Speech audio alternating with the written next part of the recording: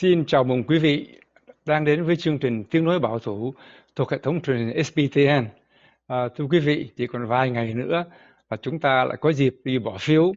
Hôm nay chương trình Tiếng nói bảo thủ của chúng tôi sẽ có hân hạnh có một người khách Hoa Kỳ, một người bạn Hoa Kỳ, một người bạn theo đảng Cộng Hòa, và ông ta sẽ giải thích cho chúng ta biết tại sao là có nên bỏ phiếu cho đảng Cộng Hòa hay không. Và chính ông ta hiện giờ cũng đang là một ứng cử viên cho chức vụ tổng thanh tra của tiểu bang Massachusetts, ông Anthony Amore. Good afternoon, Anthony. Welcome to our show and thank you for joining our show.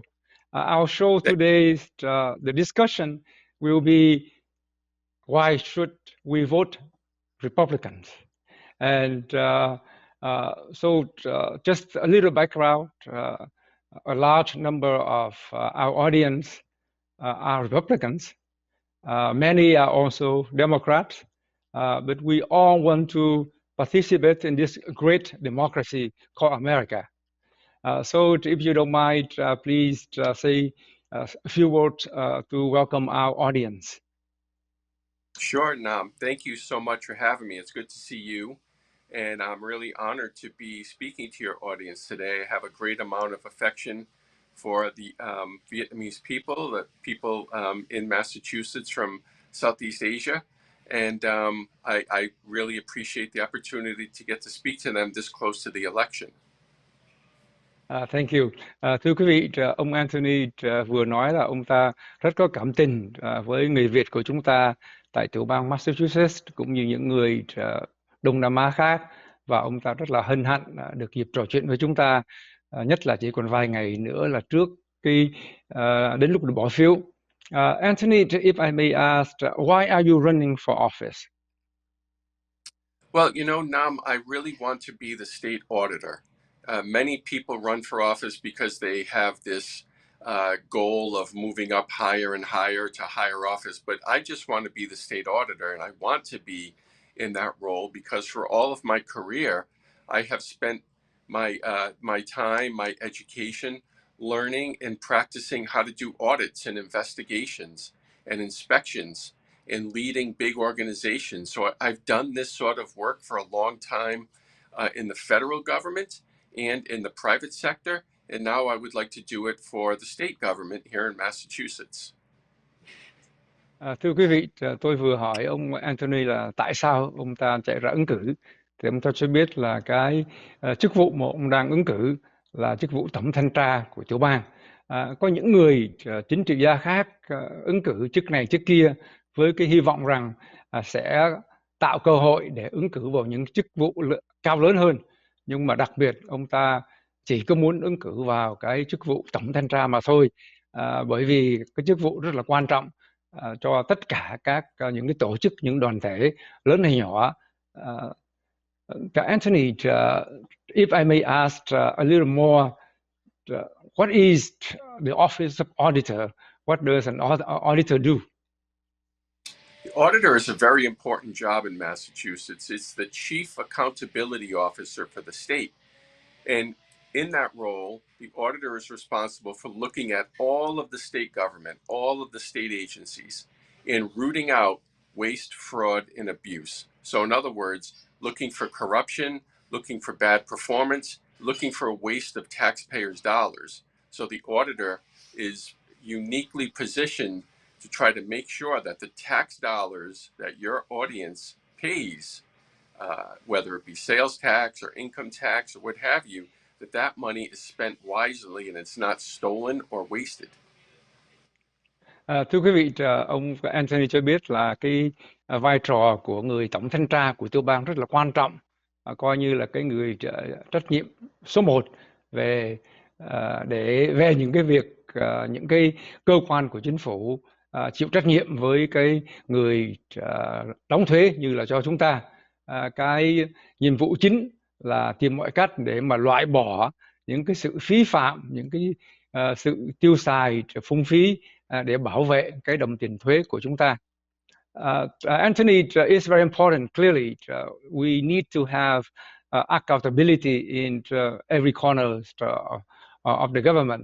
So why you are qualified to be the auditor for Massachusetts?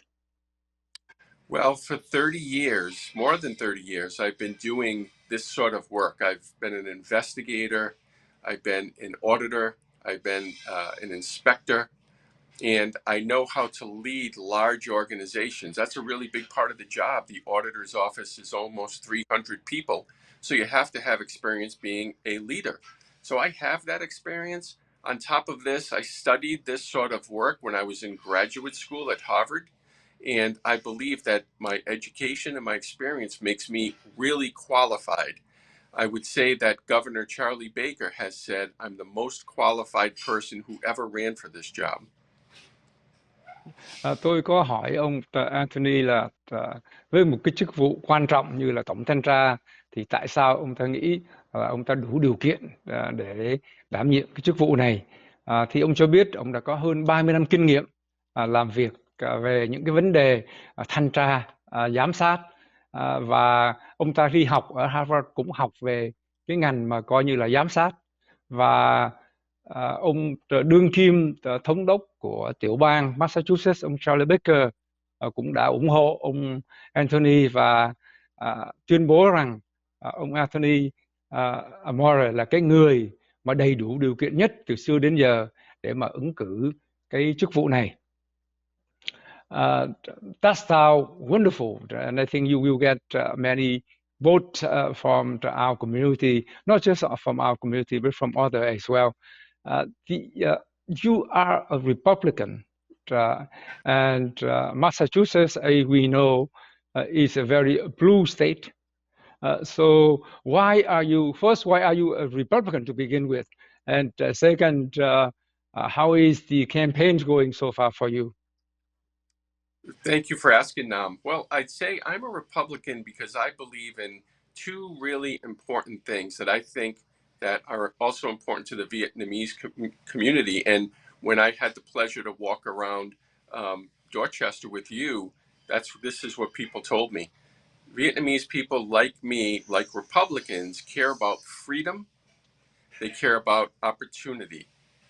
And because this particular demographic is such a hardworking demographic, you and I understand that tax dollars are precious, and I don't believe that they should be wasted. So, in my view, the Republican Party cares about limited taxation, limited government. And when you have limited government, limited taxation, you have more freedom. And I think that especially the refugees who have come to the United States from Southeast Asia understand this desire for freedom. So I think that there's a good match between our two philosophies. And the campaign's going really well. You know, people like what we're saying. They like my experience. They like the fact that Charlie Baker endorsed me.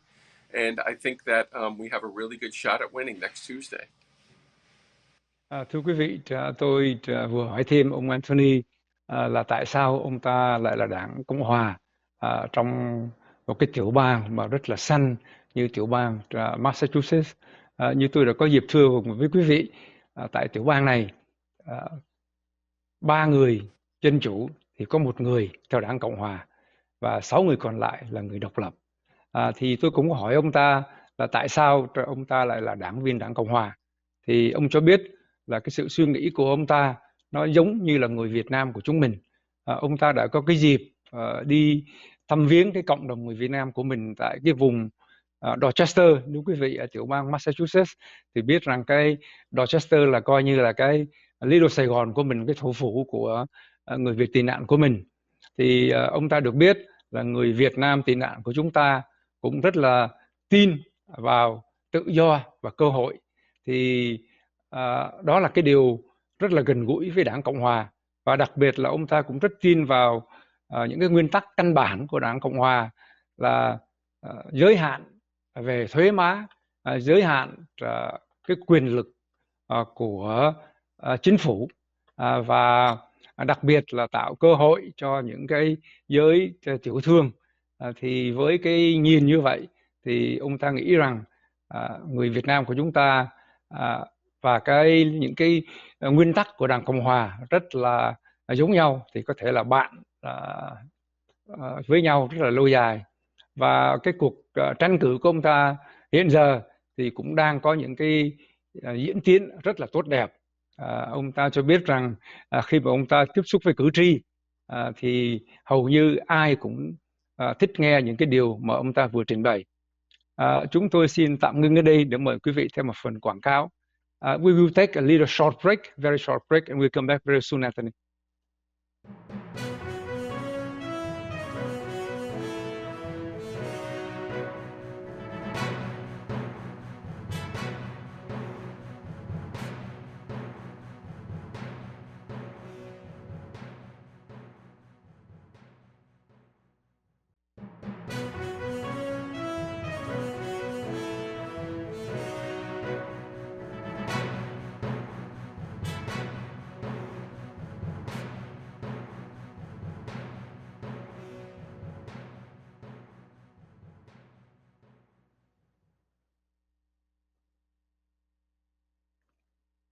Xin chào mừng quý vị trở lại với chương trình Tiếng nói bảo thủ thuộc hệ thống truyền hình SBTN.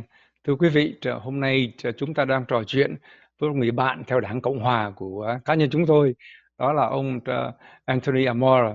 Ông ta đang ứng cử chức vụ tổng thanh tra của tiểu bang Massachusetts.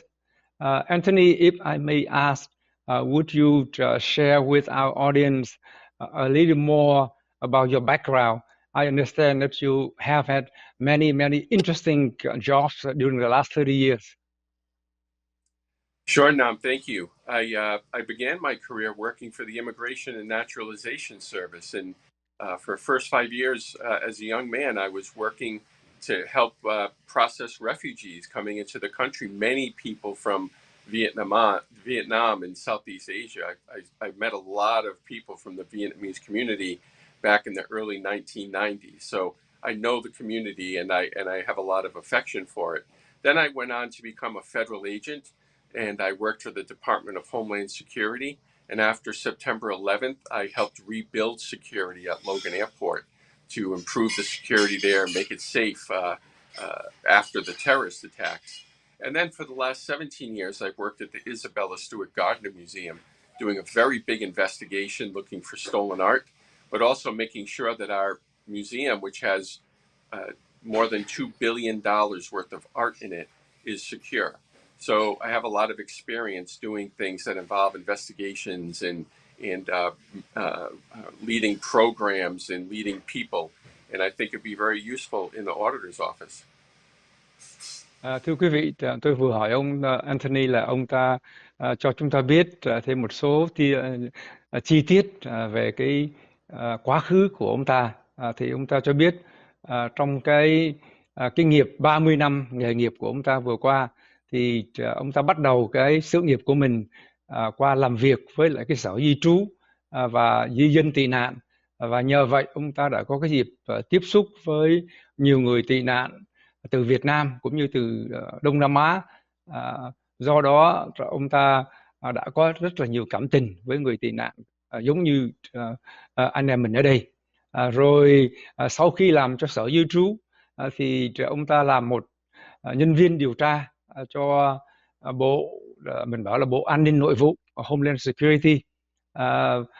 Sau cái ngày tang thương của nước Mỹ là ngày mình có bảo là 9/11 đó, thì thưa quý vị, ông ta có cái trách vụ là xây dựng lại những cái những cái thể chế an ninh an toàn, đặc biệt là cho cái phi trường Logan, là một cái phi trường rất là quan trọng cho những người chúng ta ở đây tại tiểu bang Massachusetts, và cũng như là cái nơi lịch sử, bởi vì cái chỗ đó là những cái kẻ khủng bố đã bay từ phi trường Logan để mà tấn công nước Mỹ.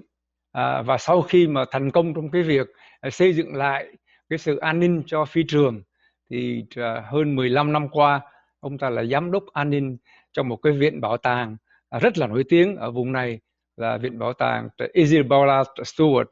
Nếu quý vị có cái dịp lên trên Boston chơi thì đó là một cái điểm mà chúng tôi hết lòng đề nghị là quý vị nên đến, bởi vì nó không những vừa đẹp, có nhiều cái tranh ảnh, nhiều cái vườn hoa rất là đẹp. Tổng số ước lượng cái giá trị của nghệ thuật tại cái tiểu bang này, tại cái viện bảo tàng đó là hơn 2 tỷ đô la. Anthony, if we may like to get back to our discussion on Republicans, right? We all know that you have had an uphill battles because there are a lot more Democrats than Republicans in Massachusetts. So if I were a Democrat, why should I vote for you, not voting for another Democrat? That's a great question. I think if you're a Democrat, the reason you should vote for me is because I have the experience to do the job. But even though I'm a Republican, I'm a very moderate Republican. And my campaign motto is professional, not political. My goal as auditor is to go to the office and not represent Republican or Democrat, but represent the taxpayer and the citizens of Massachusetts. So I'm not going there to be political or a politician. I'm going there to be an auditor for the people and be objective and work right down the center with the only boss being the taxpayer. So I think that Republicans and Democrats can respect that. Thưa quý vị, tôi vừa hỏi thêm ông Anthony, tiểu bang của chúng tôi ở đây thì dân chủ nhiều hơn Cộng Hòa. Và nếu tôi là một người theo đảng Dân Chủ thì có những cái nguyên nhân nào để tôi có thể bỏ phiếu cho ông Anthony là một người Cộng Hòa? Thì ông ta cho biết, thứ nhất là cái công việc auditor và cái nhìn của ông ta là cái nhiệm vụ của cái người tổng thanh tra là chuyên môn chứ không phải là chính trị. Và ông ta đã có rất là nhiều kinh nghiệm để mà làm cái người tổng thanh tra như chúng ta vừa trình bày.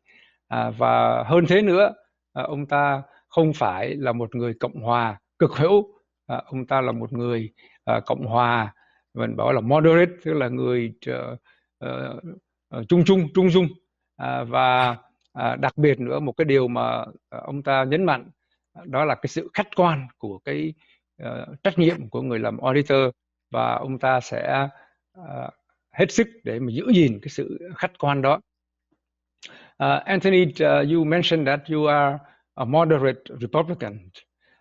For some, moderate Republicans may not be Republicans, but rhino, Republican in names only. So what would you say if others call you are just a rhino? You know, I hear that, and I don't believe any other person gets to define me or say what I am or what I believe. I know what I believe, and I've stated it to you. I believe in limited government and limited taxation, but I believe in moderate republicanism, and I believe in fairness and being hard on problems but soft on people. And I consider myself a moderate Republican. It really doesn't matter to me what my detractors might say. Thưa quý vị, tôi hỏi thêm ông bạn của chúng ta. Ông bảo là ông ta chỉ là moderate Republican. Thì trong cộng đồng của chúng ta cũng như trong cộng đồng của người Mỹ, những người như vậy là thường bị chê là rhino, tức là chỉ là Cộng Hòa trong cái tên thôi. Như vậy thì ông ta nghĩ gì về như thế này? Thì ông ta cho biết ông ta không có để cho người khác định nghĩa những cái điều ông ta tin tưởng. Ông ta biết rằng ông ta không phải là một người quá khích. Ông ta tin tưởng vào những cái sự giới hạn quyền hạn lực của chính phủ. Ông ta tin vào sự công bằng, và đặc biệt là ông ta rất là mềm mỏng với con người, nhưng mà rất là cứng rắn với những vấn đề mà chúng ta phải đương đầu. Thì bởi vì vậy ông ta cũng rất là hãnh diện được là một cái người được nhận là một người theo đảng Cộng Hòa trung dung. Anthony, we have a few more minutes, so if I may ask you about this, why should people should vote Republicans in this election? Well, I think they should vote for me. I don't get involved in other people's races, other Republicans. I don't follow their race. I'm focused only on mine. You know, unlike other politicians, I work during the day. This being a politician is not my full-time job. I have a full-time job. So I don't concentrate on the other races. I think people should vote for me because they should vote for the person. And I am the person who has all of the experience in this race. My opponent has none. I think your viewers should be aware that my opponent has no experience doing this work, and she has never been in charge of any organization. And that's not good. That's why people should vote for me. They should vote for the person, not the party, but the person. Tôi có hỏi ông Anthony tại sao trong kỳ bầu cử này chúng ta nên bỏ phiếu cho đảng Cộng Hòa hoặc người ta nên bỏ phiếu cho đảng Cộng Hòa. Thì ông ta cho biết ông ta chú trọng vào cái cuộc tranh cử của ông ta, hoàn toàn chú trọng vào cái việc đó. Còn những cái người chính trị gia khác thì đó là việc của họ, ông không dám xen vào.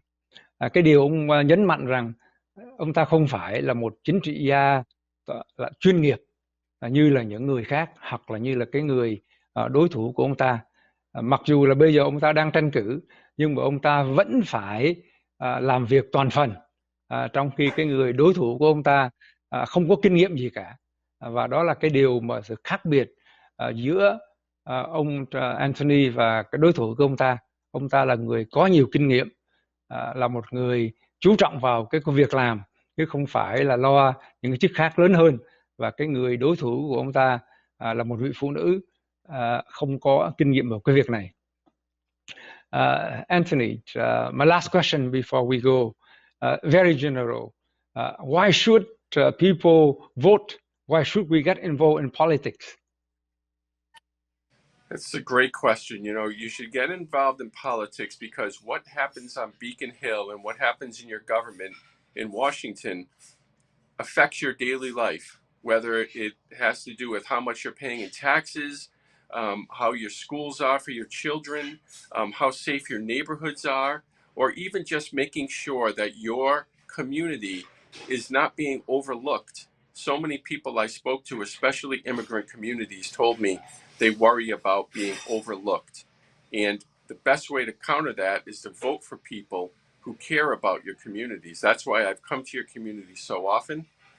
That's why I've reached out to the entire Asian American community so much, because I really believe that all the voices in Massachusetts matter, and that I will help to make things prosperous for them and their families. So by getting involved in voting, you have a say in making sure the best people are in office. Thank you. Thưa quý vị, ông Anthony cho biết rằng chúng ta phải tham dự vào chính trị. Thứ nhất là để cái tiếng nói của chúng ta được người ta để ý tới. Tất cả những cái gì xảy ra tại Hoa Thịnh Đốn, tại Boston đều có ảnh hưởng đến cuộc sống hàng ngày của chúng ta. We are running out of time, so thank you so much, Anthony, Amara, thank you, and good luck with your campaign. We wish you the best. Nam, thank you. Go ahead, Anthony, go ahead. You have the last word, Anthony, go ahead. Oh, thank you, Nam. Well, I just hope that your community remembers me on Election Day, November 8th, and votes for Anthony Amore for auditor. You will always hear from me, and if I'm elected, you will see me often in your community and on this TV show. Thank you so much. Chúng tôi xin kính chào quý vị và hẹn gặp lại quý vị trong lần sau.